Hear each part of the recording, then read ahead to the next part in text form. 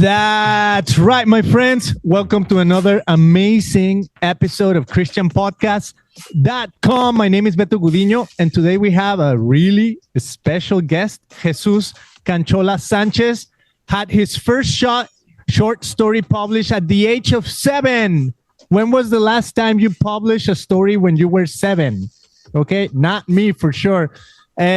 Chicago Elementary School newspaper. He's the author of the children's book, Pepito Has a Doll. Now, that's an interesting title, so we'll talk about a little bit about that. Pepito Has a Doll. And if you have any Latino background like me, you'll know that Pepito is super famous for all the chistes and jokes that we threw out when we were little. So we'll ask him all about that. Who's Pepito?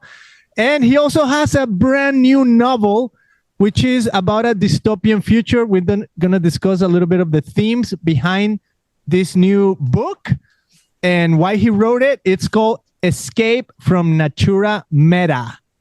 So, and I mean, he's got an amazing background. Jesus Canchola was a producer in the morning talk show Las Comadres con Gloria B that aired on Telemundo 47.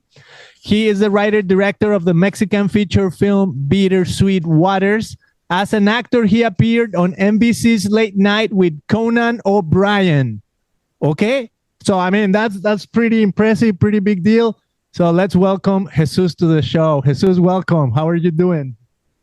Hello, Beto. Thank you for having me on. It's great to be here. Awesome. Okay, this is going to be epic. I'm super happy we're here doing this. And first of all, I just want to kind of like get to know you a little bit. I mentioned a little bit of your background. But would you tell us, like, who's Jesus Canchola Sánchez? Who are you? I'm a writer. I'm a writer that was born and raised in Chicago, Mexican family, grew up in the Midwest. And you spoke about how I started writing. And it's interesting because when I began, I was very much in a secular space. Around the age of 13, 14, I really stepped away from anything to do with anything with faith. At that time, I was raised in a Catholic family, and at that time, as you're going through your sacraments, I was supposed to get my confirmation done. And I just stopped going to the classes, and my mother didn't find out until she was told that I couldn't do my confirmation because I had not been going to classes. What I was doing, I was still going to like a class, but I was hanging out with the 5-year-olds, like drawing because my friends were teaching it. So instead of going to the teenager class, I was hanging out with the little kids because I was kind of rebelling. I was just like, I don't want to go to church. I don't want to go to mass. I don't want to do this. And I think that really informs kind of the beginning of my separation from faith. And then also the kinds of things that I was started exploring myself creatively. I went to school, left Chicago area, went to undergrad, then went to grad school in New York City. And really New York City is where I really started to develop myself creatively as a writer. My playwriting work, New York City being the mecca for theater in the United States, that's where I really kind of just began to build myself, build a name. And fast forward, through the years, you spoke about the different work that I was doing. The last kind of big project that I did before I returned to faith was Bittersweet Waters, which is an independent film that I shot in Mexico City. I'm the writer-director of it. It did the whole film festival circuit. It speaks about a relationship between two men. It's a romantic relationship. At that time, I was identifying as a gay man. And around 7 years ago or so, I had this calling to kind of return home. And at that time, I understood it as like, I want to be near my family again. Most of my family is still in the Chicago area. We've been here for generations. And I returned.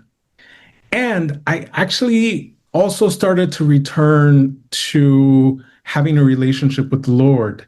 My grandmother was a great guide for me at this time. She just passed away about a year ago. She was 96 when she passed away.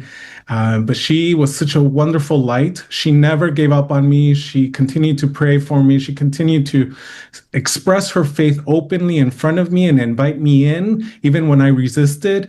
And it all built into my walking back. She really was such a wonderful help and a wonderful example for me. So I returned.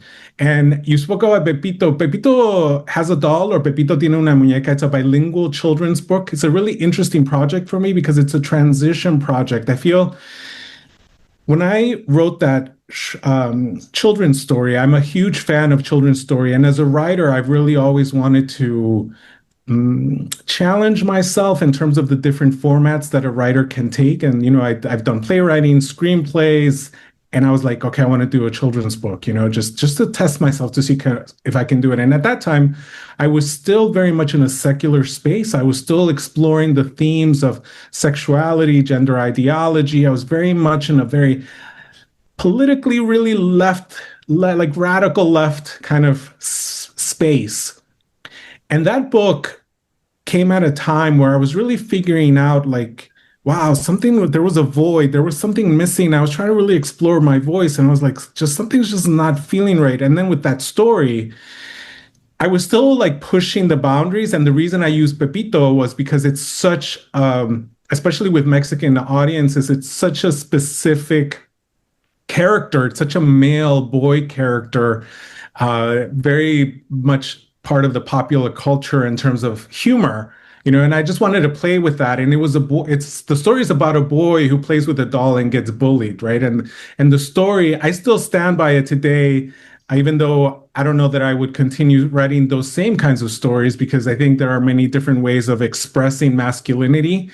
And that's what that story was about. When that ended, my return home to Chicago began, and my return back to the church began, the Catholic Church for me. And that also meant that the kind of things that I was exploring shifted. I did exactly the opposite of what everyone tells you when you're building a career, a creative career in particular. As a writer, it takes like a lot of years to get your name out there and to really start building a fan base, to start building a brand for yourself, to start people getting interested in your work. And Bittersweet Waters, which I produced in Mexico, had received enough attention that I had enough backing to do my second film. And that second film I was going to shoot in Chicago. It was going to be an English language film, because Bittersweet Waters, it's a Spanish language film, Agua Agridulce, that's the original title of that. And 2 weeks before I was going to start shooting my new film in Chicago, which was also another love story between two men, I decided to stop production. Throughout the whole pre-production process, for anyone out there who's a filmmaker, who's in the business, who knows, who's tried it, who's dabbled, you know that to get to the point where you're about to shoot, that means you've already put in a lot of months of work, not just you yourself, but your team, because filmmaking is a team sport, right? You do that in a group setting. And I decided to stop it because it wasn't the thing that I wanted to do anymore. It wasn't the story that I wanted to share with the world. And at this time, I was coming back into the faith fully, proactively. I was building my relationship with the Lord. And there was just this feeling of inconsistency within me, and just feeling like that's not the kind of story I want to put out into the world. And I stopped production. There were a lot of unhappy people, unfortunately, during that time, because I just totally stopped, lost some money there, and began to just start from zero. I had to begin again, just as I was beginning to really understand the teachings of the church and really understand vocation and voice and the kind of man that I'm supposed to be in this life, as a man that's a man of faith, a Christian man. And I started to really think about my next project. And that's the birth of Escape from Natura Meta. This was all happening around the time of COVID. And COVID for me was really an eye-opener, because I really started to think about the relationship that we as people have with the state. We were all living through very harsh times at that time. And I in particular was really focusing in on just kind of the information that we were receiving, whether it was accurate or inaccurate, and how much impact it had on our lives. We had At that time, I was in Illinois, and we had like in Illinois and in many other places across the country and across the globe where you had, you know, churches shut down for the sake of health, while you had like strip joints and alcohol like fully available to people while churches were being shut down. It just really made me question kind of the sanity that was going on, or insanity, really. And that's really the kind of how the dystopian setting began to be birthed in my brain. And then I just started writing. And, I had not written a novel. This is my first novel. So I really wanted to jump in, go in there. Again, it's another challenge as a writer, because in my brain, one of the biggest challenges for any writer is to write in the novel format, the fiction format. And I wanted to do it. I started building the setting. Gabriel is the main character, started to build that. And it really, there's a parallel there between Gabriel's journey and my own in terms of my return to faith, and then Gabriel's finding faith, because he's growing up hundreds of years from now after many great wars. In my brain, what's left of the United States after all these great wars is just a strip of the Midwest. Got to give a shout out to my Midwest roots. And it goes down south. There's some Texas left, Louisiana. There's Mexico. He has a journey that he has to take that takes him through all these places, and he has a mission, and he ends up going back to his roots because there's an ancestor that comes to him in his dreams. His ancestor's name is Beatriz, and that's my abuela, that's my grandmother's name as well, in honor of her. And she begins to guide him on this mission, begins to guide him outside of his birth, his tribe of birth, where he's taught that they have this concept benefit of all. It's a totalitarian state where the government knows. They've taken faith completely out of the equation. And she's teaching him through his dreams about God.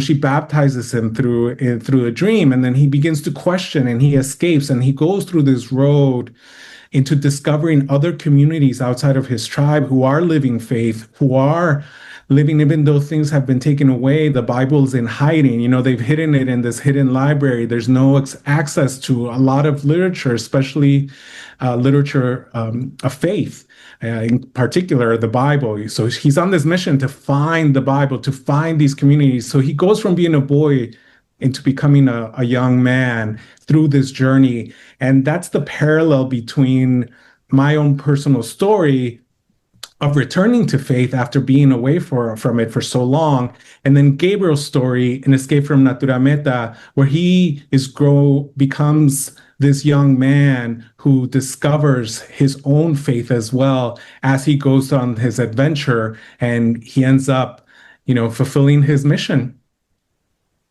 Wow. Oof. Okay, that's amazing.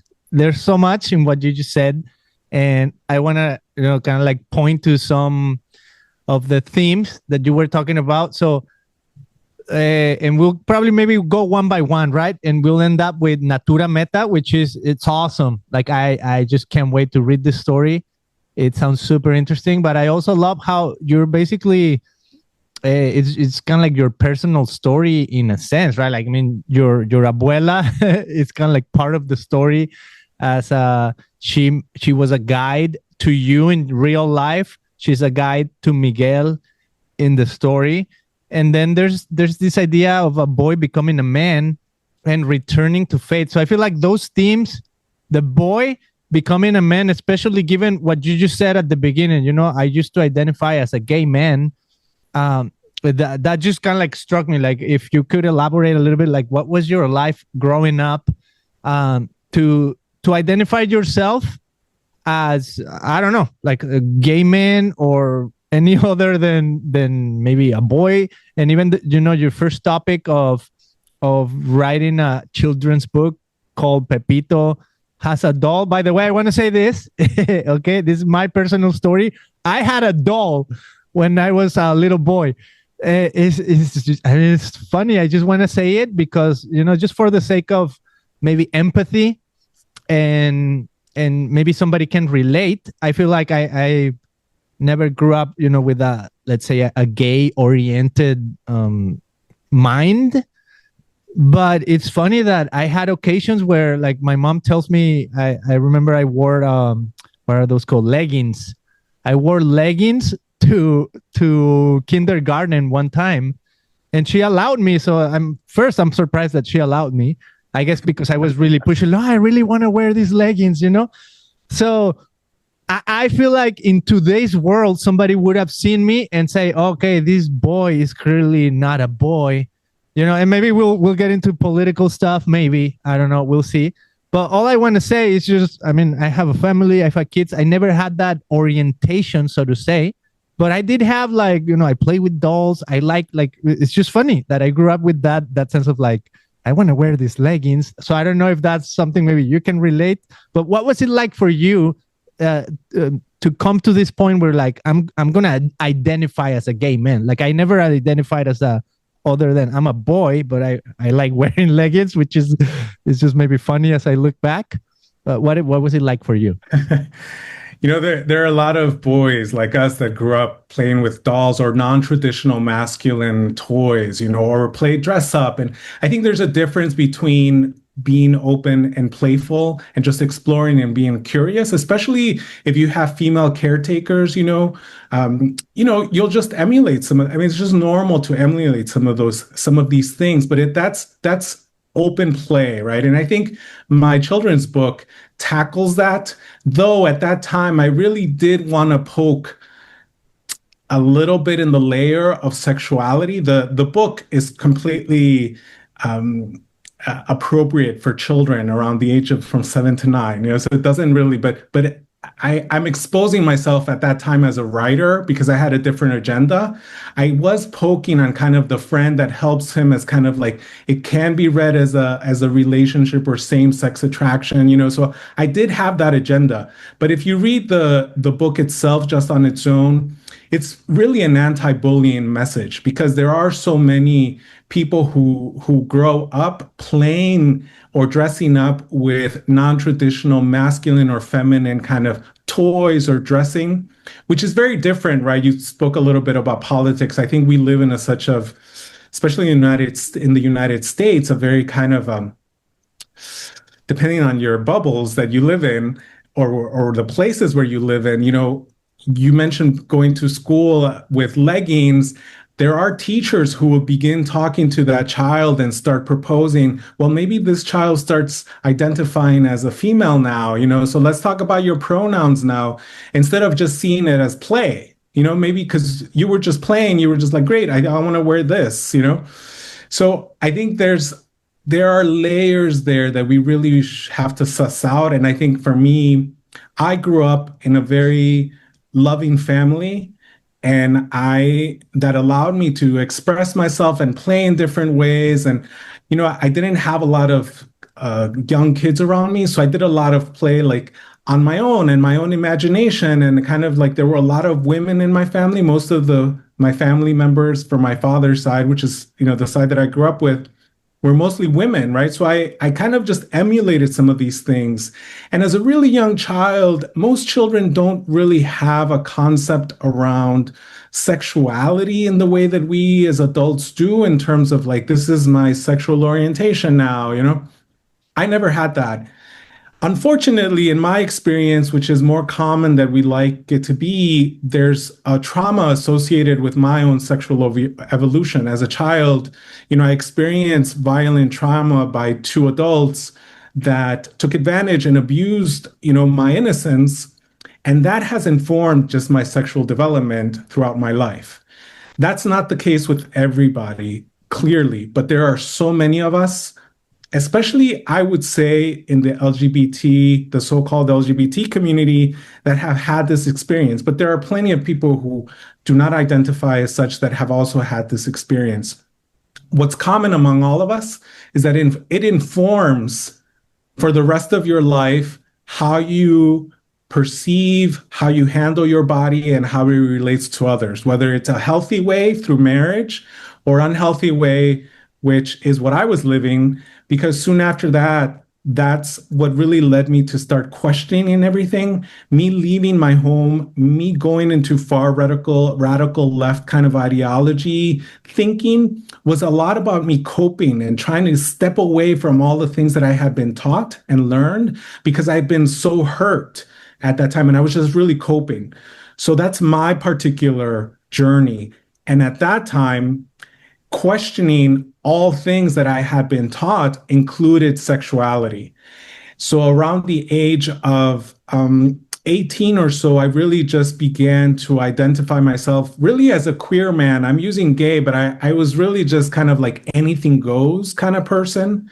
So I had, kind of just a debauchery of a lifestyle from my teenage years on until about maybe 10 years ago, where I really was focused on this kind of bubble of my body. I do what I want as long as I'm not hurting anyone. I can explore all the things. And that really fell into just the same way that I was exploring Buddhism, the way I was exploring Hinduism, the occult, the way I was exploring political ideologies. It all fell in that same kind of exploration. And I was just pushing buttons, including my own buttons, until I realized that it was unhealthy. And I think earlier I was mentioning kind of feeling a void in my own life, but also creatively, like the things that I was exploring were not fulfilling. And I think all of that is connected. And then when I began to have a relationship again with the Lord, things just started to kind of place themselves, and the guidance that I was receiving both from Catholic teaching and my own prayer life really started to gear me differently. And this is where I'm at today, and Escape from Natura Meta is a testament to that. But I had to go through all these different facets, all these different experiences to get me here. And even though my voice is different today, and I'm speaking in a very different frame and tone from where I was just a few years ago, I'm really grateful for that. And I don't negate any of my previous experiences or the things I did or didn't do, the identities I had, because that's where I was at. And that's what brought me here. Wow. Okay, so brave. You're brave. Thank you. Thank you for sharing like that part of the journey. I feel like that's super brave to just say this is who I was, this is where I am, this is how I've changed. And coming back to faith, that's a really interesting theme, because you've also talked about like the return home, like coming back home. And even like when you went to film in Mexico City and then you came back home, right? And I feel like that's a recurring theme in telling a story, right? Like if there's, for example, the story of the prodigal son, it's basically the story of a boy coming back home to his father.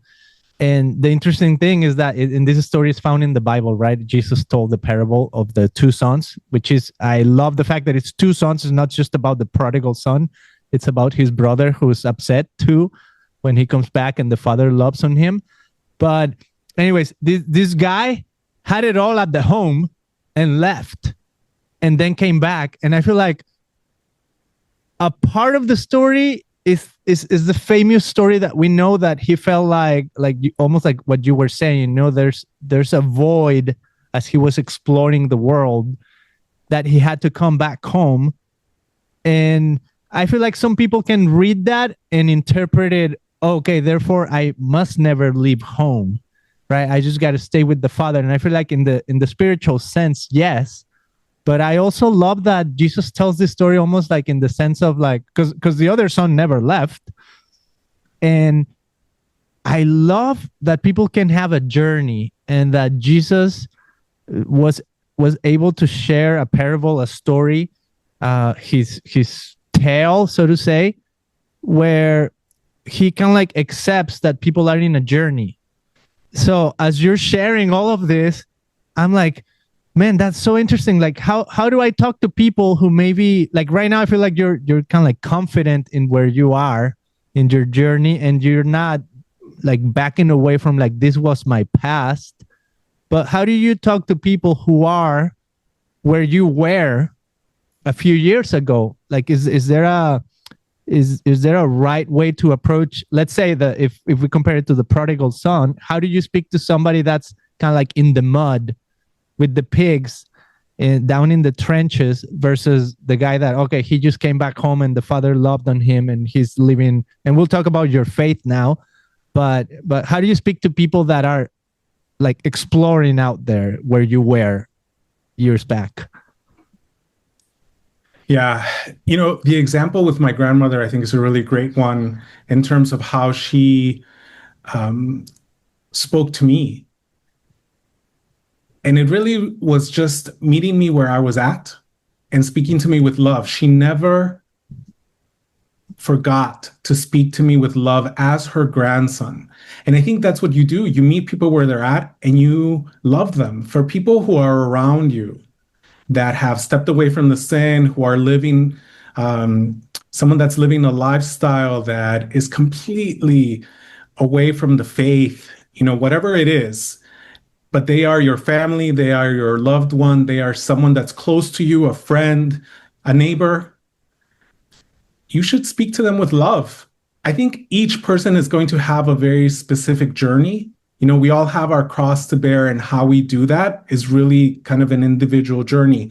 The Bible's a great guide, right? When you're at a point where you're reading the actual scriptures and you're kind of having a relationship with the Lord, let the Lord guide you, and He will guide you. You will get the answers that you need. And it doesn't mean that life gets easier. I mean, we're all in this world because we're sinners, and we have to go through what we have to go through in order to reach heaven, in order to get closer to God. And how that happens, it'll vary. If in my case, one of the crosses that I bear has been this same-sex attraction connected to the trauma in my childhood. And my grandmother knew, she knew my past, she knew my history, she knew my questions, she knew what I was exploring. And yet she continued to love me, and she continued to live her own faith. At no point did my grandmother negate her faith. I think that's another part too, in terms of loving someone. That should be interpreted to love someone honestly, openly, while you maintain your own faith and live your own faith openly with its full expression. In no way should you negate. And that means that sometimes you're not able to do some things. My grandmother would not, do some things. She would not go to certain spaces with me because it wasn't right for her, but she would still love me and she would still have a conversation with me.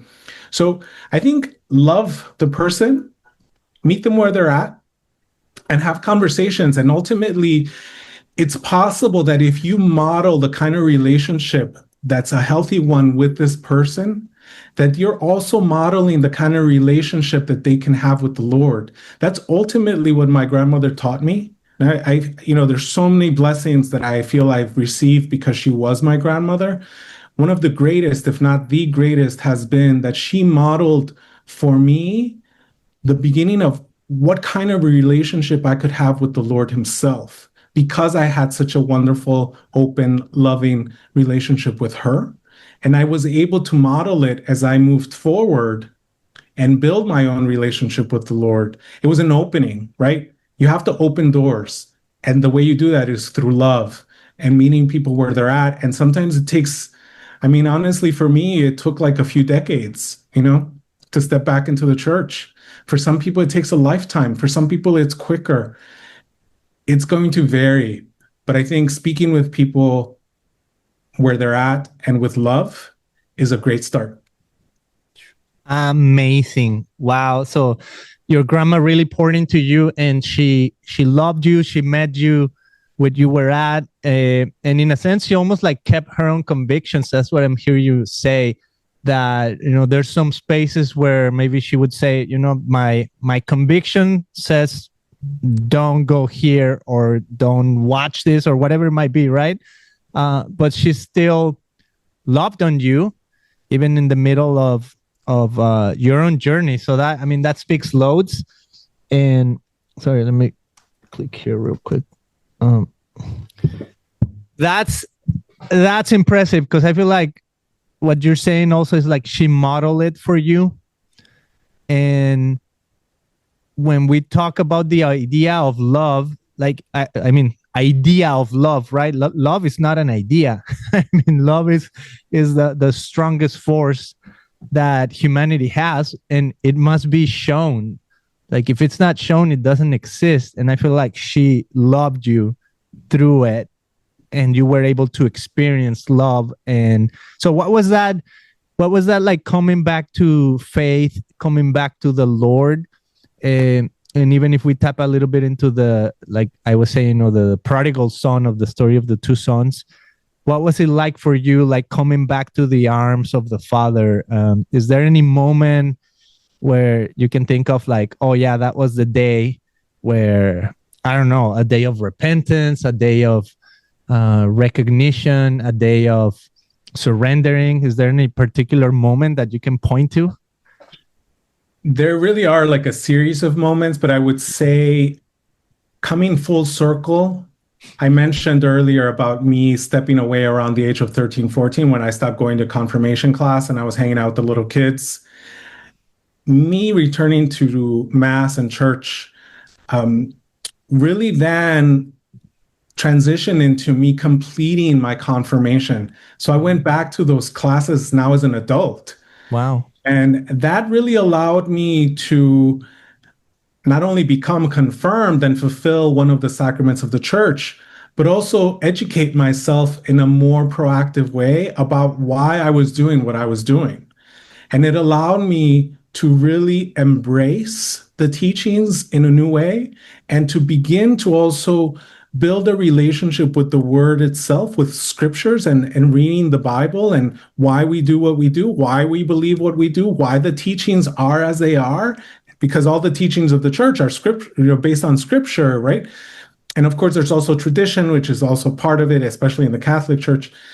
And that for me was the moment of kind of fulfilling something that I had left, something that I had walked away from, and I stepped right into it and I finished it. I finished the sacrament and I continued.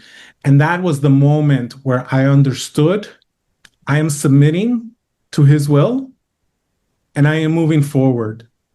So finishing what I started, that was really one of the big moments for me. Wow, that's powerful. Okay, that's really impactful. It's speaking to me. I'm sure it's speaking to people that are listening or watching, because I can relate. I can relate to the fact, maybe not so much like coming back to faith, because I feel like I grew up in this, and I'm the guy that always gave my life to Jesus. Whenever they say, who wants to give their life to Jesus? And I rose my hand again and again. So it's been a journey too, but I love how for you it was almost like there's unfinished business, and as you stepped into that was your coming back. And that's beautiful, because also, kind of like comparing to the same story, because Jesus told it, and it's so powerful, the coming back to the prodigal son, coming back to the Father. We don't really get to hear what happens after, right? We just hear, okay, the brother was a little bit mad, but the brother was put on a ring, was put on a coat, they had a party. But then what happened after, right? Did he just live there again? Did he go out on his own again? Did he go and explore the world? Did he bring some people to say, hey, you know what? When I explored, I found these cool places. Let's go check them out. And I feel like that's the beauty of coming to Jesus. Even if you compare it to like the book of Acts in scripture, when you read it, it's like, and what happened then? It just ends almost like abruptly. And I feel like it's because the coming back to finish the business, it's also an unfinished business. It opens a loop of like, okay, now you're in a different journey, in a different trajectory. And to me, it feels like, okay, that for sure put you in the place to write, Escape from Natura Meta. Like now you're in a complete, like different, like you came back to the Lord, you're with the Father, and now you're again exploring a different journey, but now maybe even with all the knowledge of your past, right? Like it's so cool. So let's talk about that. in this like new life, next steps, why are you excited about Natura Meta or Escape from Natura Meta? Where would you like it to go? I mean, you're a director of films, so would you love to see films with this, or a series of TV series? Like, you're in this business, so maybe for you it's possible to get some connections and put this story into visual, right?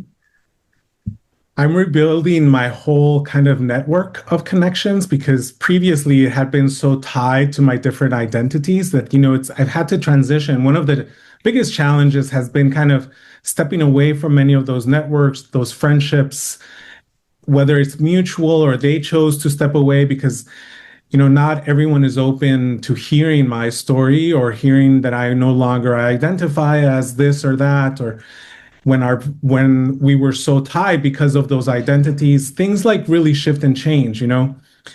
Part of the transition with that voice has been writing this book, now as a novelist, and now having it out into the world has been a really special moment for me as a writer. I think anytime a writer shares a work with an audience, there's this excitement, there's nervousness. So I'm excited, one, to just share it with the world. I think the themes that are explored in the book are universal themes. Gabriel going from a boy to a man, that's a very universal story. The adventures that he takes, dystopian stories kind of there's so many classics that are within that genre who kind of have similar themes on them. And I, of course, am embedding a layer of Christianity within it because it's such an important part of the story of how Gabriel does become a man in this particular setting, because of the setting where he grew up in a tribe that has taken faith away from him forcefully. And I think many of us are living in places, not just in the United States, but across the world, depending on the bubbles that you're in, where Jesus is being taken out of the equation, faith is being taken out of the equation, Christianity is being taken out of the equation, and then it's being supplemented with all these secular ideas, and then people start worshiping themselves or other things and identities, and I think in part that's what I was doing. So all this exploration, I think, for me was really helpful in writing the story of his journey, of Gabriel's journey, of how he goes from being in a very specific mindset and escaping his tribe in order to broaden his world, in order to find truth, in order to go on this mission that his grandmother has shared with him through his dreams, and that he meets these people who are surviving and living their Christianity, even though they've been, exiled, and they've had to flee, and they've had to do it outside of the most powerful tribe, which is Natura Meta. And I think that's an ongoing journey for Christianity and Christians. I mean, it's not just about this particular time. I feel like throughout history, you've seen the ebbs and flows of how the church has survived, how Christians have survived, and how they themselves have participated in the ebbs and flows of questioning or of stepping away from the teachings, coming back to them. I think, of course, the story of Israel, right? The story of the Jewish people in the Old Testament, that's a whole reflection, right? I'm one of those people who's reading the Bible in sequence. So I'm reading the book of Ezekiel right now. And following the book of Jeremiah, the prophets, are really speaking about these really harsh prophecies and kind of the really harsh realities of what Israel has to go through in order to have penance for the things that they've done and the gifts that they will receive at some point, but that they have to go through all these things. So that journey that Gabriel is a very specific kind of one-person journey that I think reflects kind of the overall journeys that we all have to take in order to achieve truth, in order to find our way home. You were speaking earlier about the prodigal son story. I think that's part of the journey of coming back home, right? For him, that's even though the story stops there, scripture continues, right? And the scripture tells you what you need to do once you're back home. Like right now, I'm figuring out my vocation. I'm figuring out the kinds of stories that I want to share. Like, what am I What am I now? I'm here. Lord, I submit. Now what? Where do I continue from here? Just like people whose vocation is marriage and having a family, it doesn't just stop by being married. It doesn't just stop by birthing a child. Like it's a lifelong commitment until you're with him, until you're there where you need to be after this life. So the story of Escape from Natura Meta just encompasses all of this, and I put it together in the journey of and kind of the adventures that Gabriel has to take and the people that he has to meet. As he escapes his tribe, he meets the Creole who teach him certain different specific ways of being. He's enslaved by cowboys in Texas. He finds his way to Mexico, where he meets this drug traffickers. Unfortunately, in Mexico, that's such a current reality. So, I know my family has had to deal with that. I don't know any Mexican family who has not had to deal with that, whether directly or indirectly. And throughout all this journey, he finds his way to becoming a Christian man, and he fulfill his mission. I'll let you all read the book to see, but I will share that he does find faith. He does find his way to the Lord.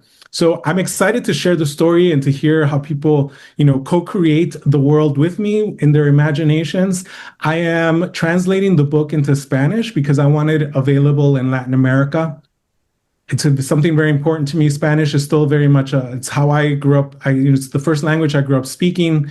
So I do want it available in Spanish and have that available for folks in Latin America and Spain. They speak Spanish too, and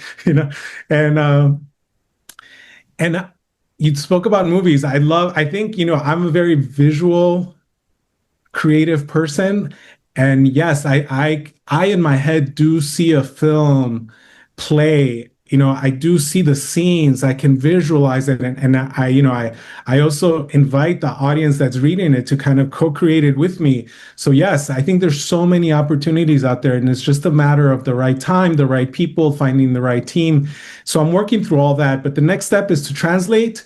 Ideally, I would love to also create an audiobook out of this, because a lot of folks prefer to listen to the story versus reading it. So there are a few things that I'm working on, and most importantly, I'm continuing to write. This is now a part of a series. I am writing the second part, which I am titling Escape from False Prophets.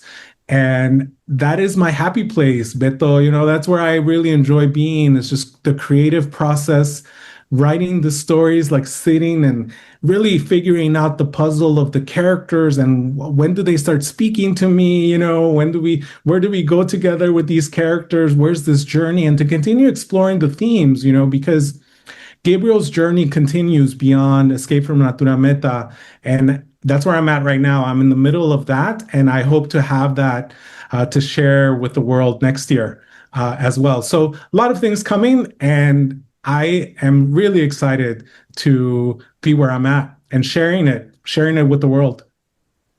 Love it. Yeah, I'm so excited for you too. And I'll be praying for this journey, for the right connections and new networks to, for God to make it happen. And so cool, so cool that you have this passion. And also, the connection to just like the Hispanic background, right? Like for example, I knew when I read your last name, Jesús Canchola Sánchez, I'm like, it's gotta be Mexican. He's got two last names. And by the way, mine is Gudiño Davila. And for people that may not know, like Mexicans have two last names, like your father's last name and then your mother's last name. And sometimes when you're born in America or grow up in America, sometimes you lose that like second last name. But I find it cool, that we kind of like keep it as like part of who we are as Mexicans. It's kind of cool, that we have this sense of like we belong to mom and dad. Or sometimes, it's not just mom and dad, but whoever gave you the second last name. So anyway, super excited for that. I got two things I want to say before we move on to our emojis. So one is just like a little ad, but it's really a doc to what we're saying. My wife is selling these handmade bags from the state of Jalisco. Okay. And this is This is like for the ladies that want to go to the mercado, do their shopping. These are awesome. These are handmade by inmates in the prison of the state of Jalisco. So it's persons that are people that are starting a new, not really a new life, but maybe a new opportunity to do something useful with their hands. So they create these amazing, beautiful handbags. Some of them you can find on christianpodcast.com. And my wife, Millie, got connected, and she's like, for every bag that we sell, we're going to throw a party for the kids whose parents are in prison, right? So that their kids can hopefully to like break that cycle of, I can see my dad, he's not present in my life. No, we'll make them a gift that comes from a product that they make with their own hands. So if you want to check that out, we're opening an Instagram account called Love is the Way, or you can just visit us at Christian Podcast, and then we can point you in the right direction. So that's the little ad, but it's also so cool. You know, that's kind of like connection to our Mexican heritage or background. And like you said, you know, sometimes there's, like you say, with the drug traffickers. I mean, this is kind of like sad that these are handmade by people that are in prison, but at the same time, it's like that redemptive part of the story, right? That they get to use their hands for something useful. So that's really cool. And the second one is like, where can people find your book? You know, Escape from Natura Meta. Where do you want to point people to you know, find, to read the story? Is it available already, or when is it going to be published? It's out. You can find Escape from Natura Meta anywhere you purchase books. It's online, Amazon, Barnes & Noble, Walmart. If you prefer your brick and mortar store, it's really simple for them to order it if they don't have it in stock. So anywhere you purchase a book, you will find Escape from Natura Meta. So I look forward to hearing folks' feedback on it. You can find me on JesusCancholaSanchez.com, which is my personal website. I don't have a huge social media presence. I'm tinkering with X. That's the only one I do have. So you can find me there if you like to see what I'm up to. Those are the places. So thanks for having me on, Beto. This has been a great conversation. Thank you so much. And lastly, who do you want to read this book? What's your ideal, you know, person that you say, you got to check out my story? Oh, I would love folks, especially who are kind of tinkering about going back to church, thinking about their relationship with the Lord. Maybe folks who are just beginning to kind of be at the place where I was years ago when I began to have that feeling of return to home. I think for those particular folks, this journey, the adventure of Gabriel that he takes, will resonate even more so. Definitely, I think it's a universal themes. I think many people, men in particular, young men, will find it, I think, really informative and entertaining, and they will, you know, see kind of connections with their lives with Gabriel. And I think Latinos in general, especially Mexicans, will appreciate the Mexican cultural nuances that I include in there. And Mexico is one of the places that has survived after the Great Wars. So there are a number of chapters dedicated of the brothers and sisters in the community that Gabriel finds in Mexico, not just drug traffickers, just as today. Mexico is way more than that. So I think the people who are beginning to kind of dabble their toes back, those particular people, I think I really want to reach them. I really want them to find their way to my story, to my novel, and to help them along the way, because I think the book will do that. Gabriel's story will help them along the way because they'll connect to Gabriel's journey. Love it. Okay, we're gonna end with our emojis. So this is called From Blasphemous to Divine. So the idea is we walk from the worst idea, which is this guy right here, the blasphemous emoji, then a skeptical emoji, inspired emoji, holy emoji, and divine emoji. So we'll walk through the 5 of them as a recap or thinking of the future. So I would love it if, as a writer, we explore the 5 emojis. Okay, this can be short sentences. It's just kind of like finalizing the episode on this. So the first idea is the blasphemous idea. So as a writer, What do you find it to be like the worst idea, the farthest away from God, the ugly one, the blasphemous? Oof. And I think this is what I was doing. I think one of the most blasphemous things is loving oneself so much that you become your own God. Skeptical emoji. Where did you see skepticism, or what are you skeptical of as a writer?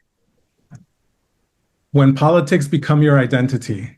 Wow. That one's good. Okay. Inspired emoji. What gives you hope? Oh, children, my nieces and nephews, beautiful. I think their innocence, I think, has such opportunity. Children. Love it.